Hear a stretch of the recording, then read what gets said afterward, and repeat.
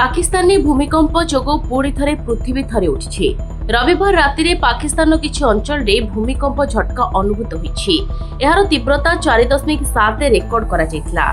हेले कोनोसी क्षयक्षतिर खबर मिलिनी। गत सोमवार मध्य पाकिस्तान भूमिकंप होईतिला। गत 15 दिन मध्यरे एठारे 3टी भूमिकंप होईछि। पाकिस्तान सहित चीन एवं म्यांमार मध्य भूमिकंपर झटका अनुभूत होईछि। रिपोर्ट अनुसार रविवार राति रे पाकिस्तान स्वात जिला पाखरे भूमिकंपर झटका अनुभूत होईतिला। भूमिकंपर गभीरता 205 किलोमीटर बोली विवेचना करा जायछि। अफगानिस्तान एवं पाकिस्तान उत्तर अंचल रे विस्तृत हिंदुकुश पर्वतमाला रे प्रायतः भूमिकंप हुए। मिंगोरी एवं एहार उपकंठ समेत स्वातर अनेक स्थान रे भूमिकंपर झटका अनुभूत होईतिला। गत 15 दिन मध्य पाकिस्तान 3 थर भूमिकंप होईछि। पाकिस्तान अनेक थर भूमिकंप रे थरी उठिछि।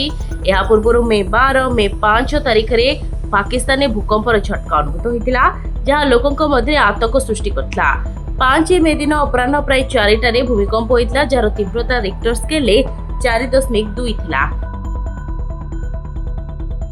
Bureau report, Dinalipi live.